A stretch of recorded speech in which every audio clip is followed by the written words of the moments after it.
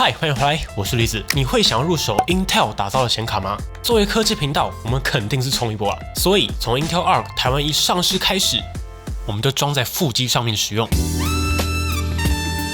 副机，在想什么？可谓是越用越香，驱动越更新越赚啊！要我用一句话总结 Intel Arc 目前的表现，那就是凭借着不错的硬体规模，给足的堆料，主要是在驱动在线的情况下，那 CP 值是真的没话说。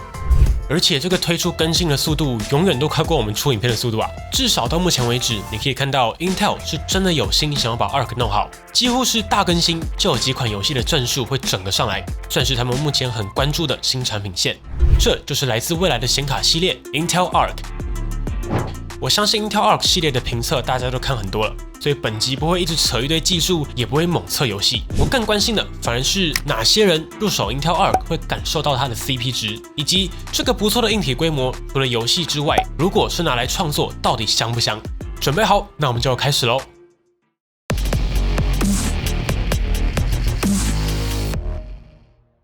这个人人都是影音创作者的大时代早就来了。你们觉得想要流畅剪片的桌机，大约需要多少预算的菜单呢？其实，在2-3年前，没有个5、6、7、8万，其实很难组到一台真正可以流畅剪辑4K 影片的桌机，那更不用说强度更高的专业创作了。但是，观众的问题来了，你们不是说这2年的 PC 硬体的效能突飞猛进，加上矿槽退去，终于迎来了组装电脑的美好年代吗？这么多年过去，瞬减4K 价格的门槛没有变低吗？我自己也非常好奇，所以我们这次就来个入门价位挑战。如果只有3万出的预算，有没有办法组到可以流畅创作的桌机？而这个价位带也正好是 Intel Arc A750的主要战场。A750 目前在零售端的售价大约是6800元，同样7000左右的价位，大概可以买到的是 NV 的 RTX 3050。不过拿 A750 去对比3050是不是有点无聊啊？所以我们直接越级往上，选了目前市场价大约是9000到11000，也是 Arc A750 对标的 RTX 3060作为陪测，并且是12G 的版本。好，既然预算决定了，那总要有零件素材吧。于是我们联络了我们的好朋友 Intel， 他们很干脆了，直接寄来了结缘组好的套装机。菜单我放这里，售价正好控制在30990元。某 Home 24小时和某猫上面就有卖，搭配些信用卡回馈，可以压在3万内的售价，并且已经随附了正版的 Windows 11的作业系统，不用额外购买。看下来整体的售价是合理的。不过如果是创作用途，我会建议可以再加一条16GB 的 RAM， 至少32G。而且结缘这台开的规格，我觉得可以，它给的是单条16，不是8+8，让想要扩充的朋友可以直接再加一条16就够了。然后计价这张板子下面也还有一个 M.2 插槽，可以再插一条 SSD。这个套组还送了结缘的键鼠以及一套写真书，然后也有3年的到府收送。有在找套装机的朋友，也可以一起参考今天的实测。那我们就废话不多说，直接来测 Arc A750对比 RTX 3060 12G 在剪辑创作相关软体上的表现。首先我们看到模拟现实环境的测试软体 QuadSmart， 分数总共有生产力、创造力以及反应3个项目。可以看到 Arc A750跟 RTX 3060 12G 在结果上是真的蛮接近的，总分上只差了 1.3%， 甚至 A750 在生产力项目上还略胜3060，反应力平手，创造力则是少了 3.1%。不过看数字没感觉嘛，所以接着就直接进入剪辑实测的部分。先测 Premiere Pro 的 ProGetBench 的实测，也就是测 Premiere Pro 的整体使用表现。那这个测试软体会量化成一个得分。可以看到 Arc A750 在标准测试中拿下619分，3060 12G 则是拿下584分，有着 6% 的提升。如果我们加大强度测 Extended， Arc A750 更是拿下438分，比3060 12G 的356分强上了 23%。跟我的体感差不多啊，这也是为什么我很期待 A750 在专业性能上的表现。想想他们的价差，拿来剪片输出的 CP 值真的很高啊，因为除了少部分的场景 GPU 加速外，要不然受到驱动的影响也相对较低。我觉得现阶段其中一个高 CP 值的用法就是拿来搭在剪片机上，而且省下来的价差你也可以拿去升级 CPU， 毕竟剪片对 CPU 效能的需求依旧是高的。而且我们也来看分项。可以看到，除了 RAW 这个分项差了1% 以外，Arc A750在其他项目都有拉开 10% 以上的差距。我比较关心的反而是 GPU 效果的分项。Arc A750这边拿下的是37.7分，3060 12G 则是33.6分。哇，这个结果还真的有点意外啊！我记得 ARK 原本在这个项目的得分没这么高啊，应该又是驱动更新的关系，表现整个都上来了。这边我们也多测一个项目，就是把 RAM 从预设的 16G 再插一条，拉到总共 32GB 双通道。这个时候 ARK A750 的效能相当起 16G， 可以再提升 25%。3060这边也比 16GB 提升 40% 左右的成绩，所以说创作至少拉到 32GB 还是比较够的。这个16对比 32GB 的提升幅度，大家应该就知道差多少了。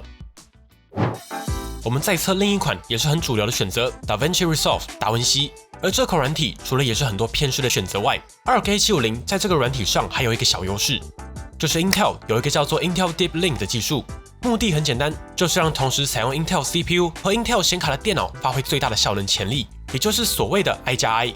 其中一个具体的功能 Intel 叫做超编码。简单说，像是达文西在输出的时候，就可以同时调度 Intel CPU 的内显和 Intel 的独显，让它们同时加速输出速度，把所有的效能潜力榨干。在这边也可以看到，在我输出影片的时候，内显和 ARK A750都是同时满载的。不过在达文西上，主要还是吃CUDA加速，所以在这个项目中就算是 NV 的主场了。无论是在 Standard 或是 Extend 的项目中，都是 NV 的分数来得更高，大约有着 10% 上下的差距。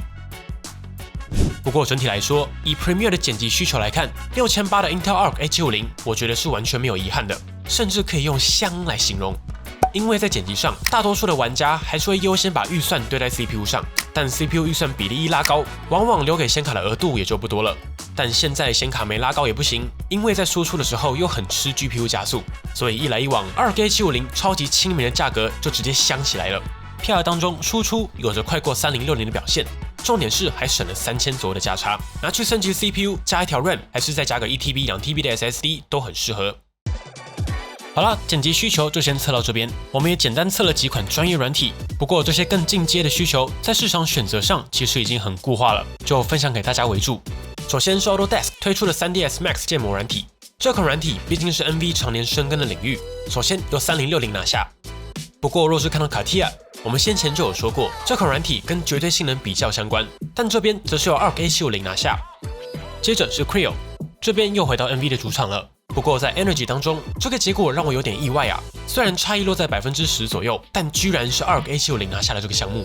Maya 的表现也没有差太多，大约只差了 8.4%， 就快追上3060。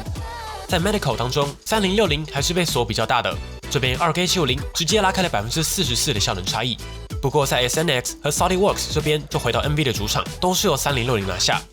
还是那句话，消费级显卡毕竟还是消费级显卡，这些专业软体大多与绘图卡有比较深的最佳化，可以参考我们先前的绘图卡 VS 消费级显卡这期节目，根据效能需求去选适合的卡才是上策啊。最后，虽然说我们这期节目专注在创作软体上，但我们也简单测一下游戏效能。首先，简单测个 SunnyMark TimeSpy 20人测试，稳定性达到 99.3%， 全程 GPU 温度落在78度，而 CPU 则是控制在76度左右。我们也实际测量机身温度，最高温落在66度左右。我们直接进行游戏实测，这边为了避免机体产生瓶颈，我们有帮大家测好预设的 16GB， 再加一条总共 32GB 之下的2组结果，让大家可以对比参考。但毕竟是在测套装机嘛，所以所有的结果都会以 16GB 为主。